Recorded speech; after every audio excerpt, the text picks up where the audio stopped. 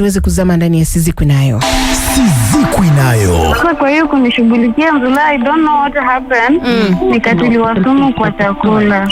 Sizikwi Nayo. Wao kuna mtu ananikuja na usiku kama nimelala. Sasa huwa akiingia wanasikia malaika inanisimama. Watu wanazungumza wazi wazi bila kuogopa. Sasa anatoka kidogo na anakuja na mwanamke. Sasa wanalala tu hapo mbele yangu.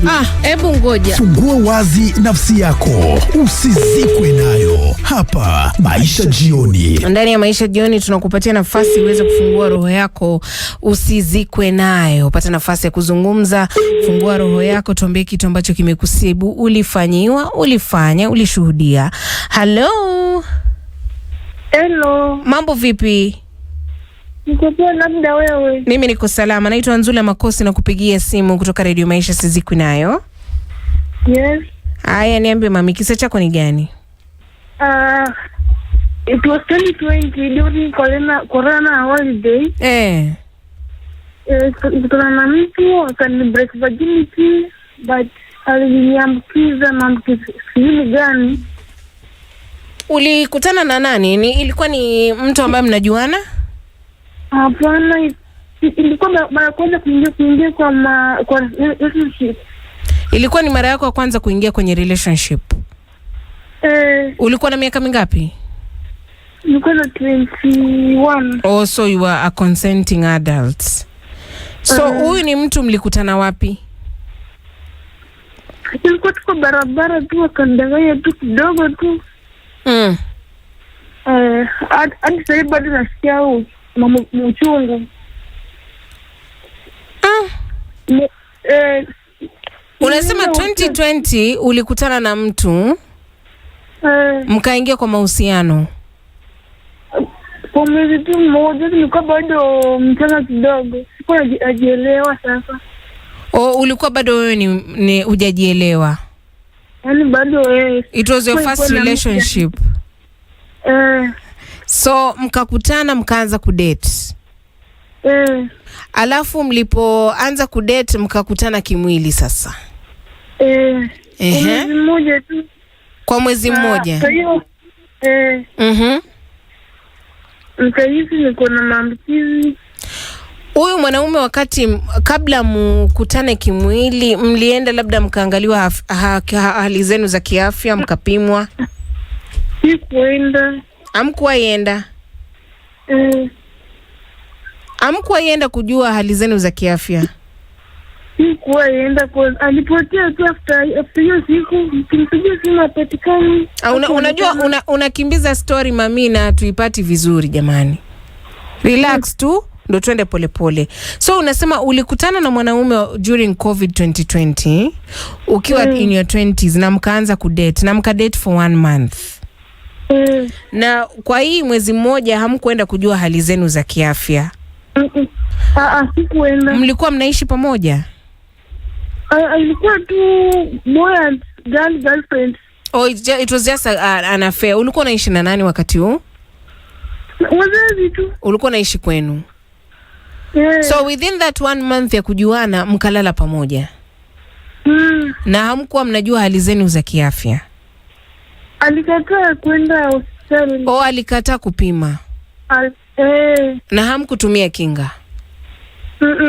Na sasa ndo unahisi kwamba yeye ndo alikuambukiza? Yes, mtu mwingine alikuwa kwanza kubreak my virginity. This was the first person yenye ulikuwa naye wakati ulijihusisha naye kimwili? Yes. So after umekutana naye kimwili mara ya kwanza, what happened? Nilisi kujua na uchungu. Kienda tu na uchungu. Hivyo hata nikakaa miaka miwili tu kwa mamangu ni mkali. Kidogo kumwambia yenye napitia hadi wa leo. So ulijuaje kwamba uko na ugonjwa? Wakati nilienda hospitali 2024. So from 2020 after ukutane kimwili na huyu kijana haukuingia kwenye mahusiano mengine? Ndio niliingia 2024 after kwenda kupima hali yangu ya afya. Ndio nikapatikana niko na infection but sikuambiwa ni gani. Uliambiwa uko na infection but hukuambiwa uko na infection gani? Ulienda hospitalini ukapimwa, but they didn't tell you what you are suffering from? Hawakuniambia. So what happened after umeambiwa uko na infection? Nilitibiwa tu hapo hivyo kwa zahanati, lakini sijapata nafuu. So ilikuwa ni infection ya ugonjwa wa zinaa? Ulipimwa magonjwa mengine? Ulipimwa HIV? Ilikuwa ya zinaa, sikuambiwa ni gani. Uliambiwa uko na ugonjwa wa zinaa, but kuambiwa ni ugonjwa gani? Kwa nahisi mwasho, una uchafu unatoka, na umana mgongo na figo, sijui figo ama ni nini, na uchungu sana. Kufikia sasa uko na symptoms? Lakini niko na mtoto pia aliadhirika, sijui nifanyaje. Ulipata mtoto na nani sasa? The second partner pia ako na hiyo shida, analalamika akienda kazi anashindwa kufanya kazi zake. Hebu nikuulize, huyu mwanaume wa pili ulikutana naye kimwili after umeshapimwa ama kabla? Nishapimwa tu. Niko ndani nimepona, kumbe sikuwa nimepona vizuri yani. Na haukumwambia kwamba ulikuwa na ugonjwa wa zinaa hapo awali? So na wewe ukamwambukiza ugonjwa? Na kufikia sasa haujaenda kwa hospitali ukaambiwa ni ugonjwa gani huu? Nimetibiwa na kabla sijapata nafuu. Kwa hivyo symptoms zake ni kama gani? Unaona nini labda mwilini mwako? Chafu, kuna kama there is a irregular opening so hapo chini. Na mgongo, figo, nikikojoa, the lower abdomen nasikia uchungu. Unasikia uchungu kukojoa? Na hapo chini ya tumbo, yani siwezi inama sana. Na mgongo unauma? Na unatoa uchafu? Umetaja kwamba mtoto wako pia ameathirika. Mtoto ameathirika kivipi? Ngozi inakaa kama ya chura hivi na macho. Umejaribu kumpeleka kwa zahanati uambiwe labda shida ni nini? Nilimpeleka. Akapewa dawa lakini hajapata nafuu. Ukaniambia iko kwa damu. Uliambiwa kwamba ugonjwa uko kwa damu? Ni ugonjwa gani huu ambao wanakuambia uko kwa damu na hawakwambie exactly ugonjwa gani? Niambia. Na huyu mwanaume ambaye mko naye sasa hivi, baba ya huyu mtoto, bado mko naye kwenye mahusiano? Ameenda kazi. Na yeye pia anaona yale ambayo unapitia, yeye pia anayapitia? Anaumwa na mgongo. Yeye anaumwa na mgongo. Kwenye kazi. Na mmejaribu kwenda pamoja kama familia, wewe, yeye na mtoto, muende muangaliwe shida iko wapi? Ndio naogopa kumwambia. Yeye ni violent sana. He's violent. Vita hivi, naogopa kumwambia, naweza nichapa na mtoto. Unaogopa kumwambia nini mami? Ni kali. Ndio nauliza, unaogopa kumwambia nini hasa? Eti venye anasikia hivyo, mimi ndio niko na hiyo shida. Kwa hivyo umekuwa ukinyamazia? Mwenye kwenye kamili tuko na yeye. Kwa hivyo hata ule uchafu unatoka hujawahi mwambia, na yeye pia hajaona? Hajajua ni nini nafanyika. Na uko na labda familia, mama, dada zako, watu wako wa karibu? Mama wako ni mkali kabisa. Mama ni mkali naye? Kwa hivyo hakuna mtu unaweza kumwambia unateseka, unaumia? Kila mtu nimwambia. Labda uko kanda ya wapi? Uko kaunti gani? Kwa Kakamega, batani kutoka Mombasa kikazi. Kwa sababu labda ungeweza kuzungumza na kuna daktari wetu hapa ndani ya Radio Maisha, huwa anazungumzia sana magonjwa ya zinaa. Nadhani the best thing I can do ni kupatie namba ya huyu daktari, anaitwa Dr. Kagwe, and then you talk to the doctor, umwelezee hali ambayo unapitia, uone kama unaweza kusaidika. Do you think that will help you? Yes. Okay, I think we'll do that. But unasema kwamba you are going through this thing na hauna wa kumwambia. You don't have sisters?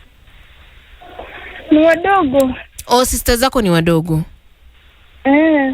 Na ukienda hospitalini unaambiwa kwamba huu ugonjwa uko kwa damu na ndio umeathiri mtoto? Umefikia kwa damu, umeathiri mtoto. Na huyu mwanaume wako bado unalala naye? Mko na yeye kimapenzi? Wakati amenitumia huwa natoka na damu. Na hajawahi kukwambia tushikane twende hospitalini tuangalie shida ni nini?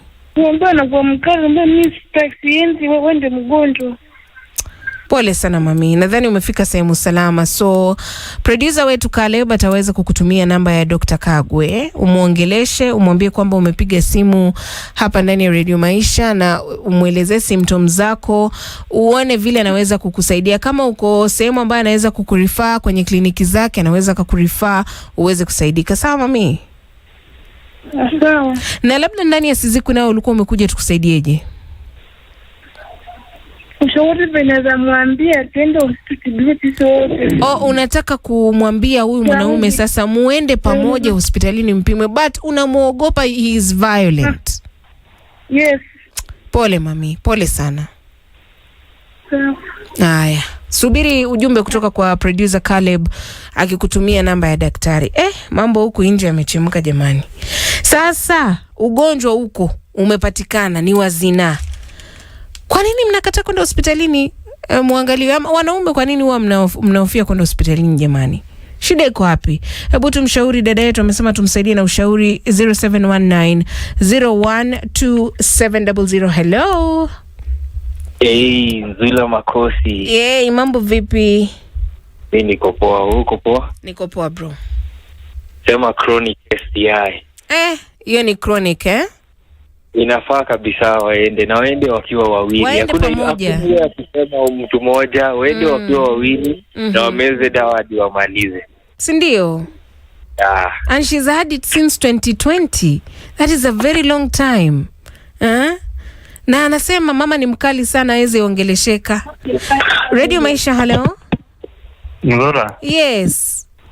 Ukoaje? Ni Bena kutoka Roka. Karibu Bena, umesikia huku mambo imeharibika? Nakwambia kumechemka. Kwanza kabisa namwambia pole sana. It is quite unfortunate.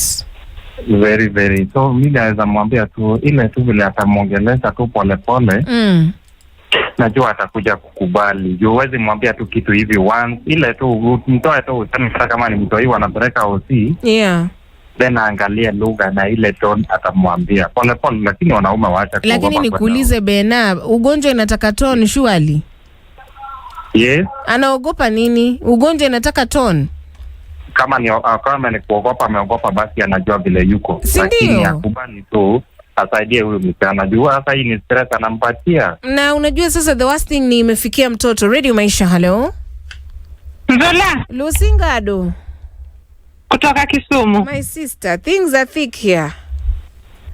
Nzola. Yes, ma'am. Mbona wazazi wanakuwa wakali hivyo paka watoto wanaogopa kuambia kitu wanapitia? Si unasikia watu huwa wanaconfess hizi vitu wakiwa watu wazima. Anasema nilibakwa na shamba boy, nililala na house girl. Wakati mtu amekuwa mtu mzima. Yaani Nzola, mi kila wakati nasemanga tukue marafiki wa watoto wetu wa kike. Kabisa. I agree with you. In case of anything anaweza kukuambia. Absolutely. Alafu Nzola, hata hii ugonjwa mtu mmoja akitibika na mwingine ako nayo huwa hainishi. Si wana reinfect, ni kuna reinfection. Lazima wote waende pamoja. Alafu pia wanaume wengine pia mwache kuogopa kwenda usiendeni na tena mwache kuwa wakali kwa nyumba. Nini nawafanya? Uliza wewe dada. Uliza wewe. Wanaume wanaogopa kwenda kwenye hospitali sijui kwa nini.